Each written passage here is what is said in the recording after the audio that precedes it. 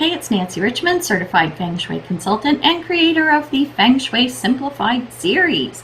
So today I'm here to talk about 10 things that you can do in your home to incorporate Feng Shui. Now, maybe you don't even know what Feng Shui is, or you're not quite certain. Maybe you've heard lots of things about it and want to kind of dabble into it and learn a little bit more. If so, you are in the right place because, like I said, we're going to talk about 10 things that are simple, pretty easy, and guess what? Most of these things are free, and these are ways that you can incorporate Feng Shui into your home. So if this interests you, stick around and we're going to get started right now. Feng Shui tip number 1, clear the clutter. Oh yes, that's right. If you want optimal energy flow within your house, it's kind of hard when you got a bunch of crap all over your house. So some good mantras that I like to use are a place for everything and everything in its place. And then my favorite, don't put it down, put it away. Okay, now full disclosure, I'm not going to lie, I don't always do this, but I try to as much as I can because it really does make things easier down the road. I'm also going to say if you have anything you no longer use, sell it, donate it, or pitch it. Just get rid of it altogether. Now, if you have a hard time with this one, and I'm talking about clearing clutter, get someone over to help you to keep you on task. A neutral third party between you and your house is usually someone that can keep you on task because we tend to sometimes get attached personally to the items that we own, and having that neutral third party can really help. There's also lots of great resources out there too. I like Marie Kondo. She's got some books on organizing, and there's lots of YouTube videos out there as well. Get rid of anything you don't like either. So, as an example, the ugly vase your mother-in-law gave you for your birthday, it ain't doing you any favors, right? Now, I know you need to use your discretion because you don't want to offend anyone, but you also don't want yucky energy in your house, right? So this one might take some time to work out, so do your best about it. I will say this, if you decide to keep it, learn to like it. Find a way to learn to like it. What do I mean by that? Let's talk about ugly vase from your mother-in-law, right? Well, came from your mother-in-law, who is the mother of your husband, and you love your husband. So try to train yourself that every time you look at the ugly vase, you think about how much you love your husband. Something like that just might help. And if you have less junk and stuff around your house and you take time to put all your stuff away, it's easier to clean your house too. And that brings me to the next Feng Shui tip, number 2, clean your house. Oh yes, that's right. I want you to get your house squeaky clean. I want you to clean your house and keep it that way. Again, if this is something you struggle with, there's lots of good YouTube videos on how to clean your house, lots of tips on how to get your house clean and also to maintain it. I know sometimes I slip here, you do a deep dive on the house, it's sparkling everywhere, and then within a few weeks, it's like, ooh, maybe I should have kept that up a little better. Oops. Oh well, you do your best. And here's the thing, I don't love cleaning, but I do it because I also don't like a dirty house. If you're not like me and you don't enjoy wielding a mop, I want you to ask yourself this question. Is dirt good energy? No, it's not. Unless it's in your garden, then it's okay. Otherwise, you got to get that house clean. Moving on to Feng Shui tip number 3 is fresh air and light. Oh yes, you know what this is all about. Feels so good. The scent of a fresh breeze and the feel of sunlight coming into your home, this can lift anyone's spirits. I want you to get as much fresh air and sunlight into your home as possible. Remember, Feng Shui is about energy flow, and what a good way to let good energy flow in. Open the doors, open the windows, get that stuff coming in. Open the curtains, let that sunshine in because the positive benefits of all of that stuff cannot be ignored. Now, if you live in a colder climate like I do, in the winter here in Canada, it can get super chilly cold, freezing. So do I want to have all my windows open when it's minus ridiculous? No, I don't. But every now and then, if it's a day that's not too cold and maybe there's some sunshine, I'll open the windows in the house for maybe 10 minutes just to let a little bit of fresh air in. Even that little bit can help lift your spirits and get a little bit better flow of energy going through the home. So let in the fresh air and the sunlight. Feng Shui tip number 4, fix your stuff. So here's the thing. If you have anything in your house that is broken, I want you to fix it or get rid of it if it can't be fixed. And this applies to your house too. So leaky faucets, clogged drains, cracked windows, torn screens, all that stuff, get it fixed. Make sure that you take care of your home and any contents within it that are no longer working. Like I said, fix them or get rid of them. They've got to go.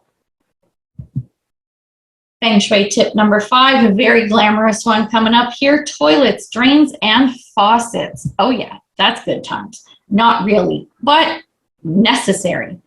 We all love having a toilet. We don't need to know a lot about what it does.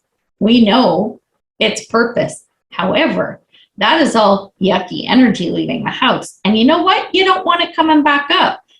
Just like you don't want a sewer back up, right? So for that energy that could potentially come back up the toilet, put the toilet lid down. This is a huge Feng Shui tip that probably every consultant will tell their clients. Put the lids down on your toilets. And ladies, I know you're all cheering and clapping right now, and you can't wait to tell your husbands and your sons. I'm with you. I hear you. I feel you. It's a victory day for us. So yes, negative energy, we want to keep that out. So keep your toilet lids down. I'm going to touch briefly on faucets and drains as well. So faucets and drains, to me, it's a little bit different. You have 2 different types of energy flowing here.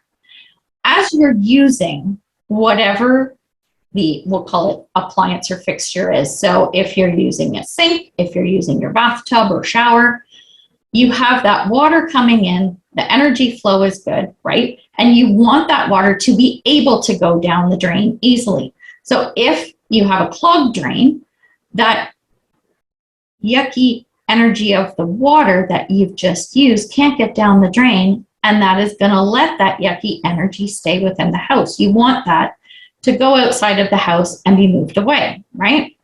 So make sure that if you have any clogs or cracked pipes, anything around the drainage in your house, you want to make sure that flow is good.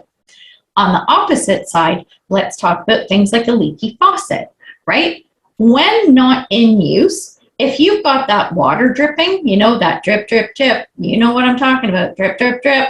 If that water is dripping because you have a leaky faucet, that's like money going down the drain. So you want to make sure that all of your fixtures that work with the water coming into and out of your home are working optimally. Feng Shui tip number 6, expired food. So this can be expired food, it can be rotting food, it can be anything that you no longer want to eat and you need to get it out of your house. When we talk about rotting food, this is a big one. So we're going there, as gross as that is. You know what I'm talking about. You know the story. If you haven't done it yourself, you know people who have. Okay, here's the picture. You're starting a new diet. You buy a lot of broccoli and a bunch of grapes, right? And instead, you stick them in your fridge and you eat pizza for 3 weeks. What happens 3 weeks down the road? What do you find? Broccoli and grapes are now a science experiment in the back of your fridge. You know what happens. Even with your good intentions, it's life. Well, that's rotting food and it's got to go. So that's pretty obvious, right? However, it's not just about that. So when we think about if your fridge is in an area, which is a mansion that belongs to an occupant within your home, anything that is rotting or gross or stale could negatively affect that occupant. Now, if you're new to Feng Shui, this language is going to be foreign to you, but we will talk about that at the end of the video. Just remember that rotting and expired food bad, it's got to go. So get that stuff out of your fridge, your pantry, and your cupboards. Feng Shui tip number 7, dead and fake plants. So we're going to address both of these a little bit differently. So first off, let's talk about real plants. Live plants, if they're dying, if they're dead, if they have dried up leaves, whatever, you need to get rid of the plant or you need to nurse it back to health. You want your plants in optimum health and energy and flow, just like everything else and everyone else within your house, right? So make sure you take care of your plants or you get rid of them. When we talk about fake plants, I know that there are some Feng Shui consultants who don't think that fake plants are a good idea. I don't mind them. I think they're a good alternative for people who can't have real plants or flowers, right? Flowers come into this category as well. So if you have fake plants in the house, here's what I'm going to say about that. You need to make sure that you take care of them as well. Give them attention and respect them. Make sure they don't get dusty or that the container they're in isn't broken or cracked or anything like that. If you take care of your fake plants, those are okay too. So at the end of the day, dead or fake, alive or fake or real, doesn't matter. All plants, take care of those guys. Feng Shui tip number 8 is stagnant water. Now, this isn't going to apply to everybody, but it's an interesting one and it's an important one. Because we're talking about, in Feng Shui, we talk about energy flow, and water is a huge component in Feng Shui. So, let's say you have a little fountain in your house. A lot of people will get the tabletop ones. It's a fantastic water feature. They're very nice to have. This one's really contemporary and funky. I really like it. The point, though, of the fountains is to have a good flow, right? With the water. So what you need to keep in mind is that you want to make sure that water is clean and fresh, right? You don't want it sitting stagnant. And the actual fountain itself, make sure it is clean as well. So you want to take care of the fountain. Another thing that I'll touch on is aquariums and fish bowls. Now, these are holding our little fish friends, so I hope you're staying on top of keeping those clean, but just reiterating that it is a water feature, right? And it is a very important element within the house when we're talking about energy flow. So you want to make sure that your aquariums and your fish bowls, the water is changed regularly, everything in it, the containers themselves are nice and clean, and the water is making those little fish happy. So water features, make sure you are taking care of those as well.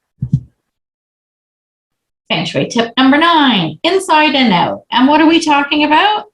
Inside the house and outside in the garden. Yes, everywhere around your house also needs to have some love and attention. So the question is, now that you've got your house inside, it's all zen and beautiful and clean and organized, what does the outside look like? Are you looking out the window and you see a crack on your driveway, or oil stains, or there's weeds in your garden, or there's dead plants or shrubs?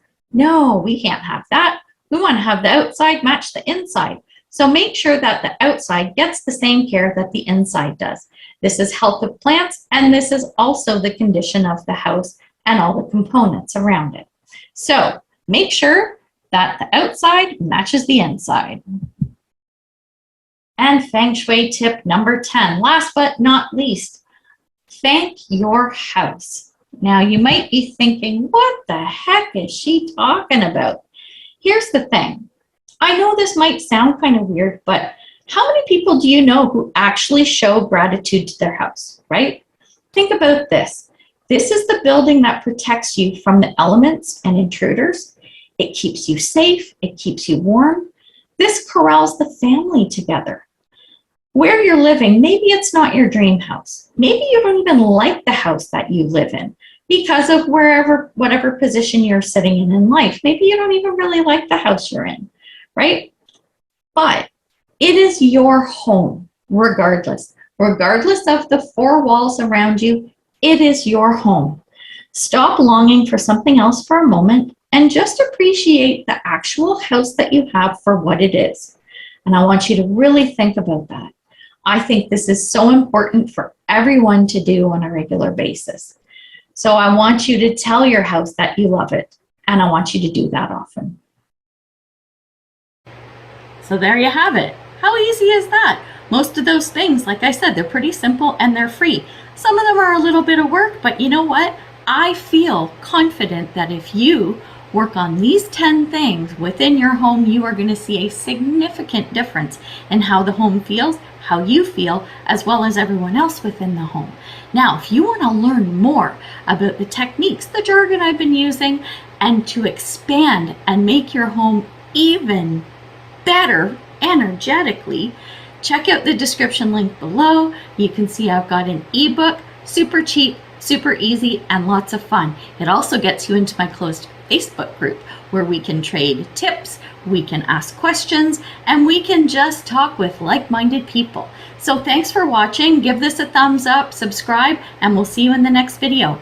Until then, I'm wishing you much love and light, health and wellness, peace and prosperity. Take care. Bye.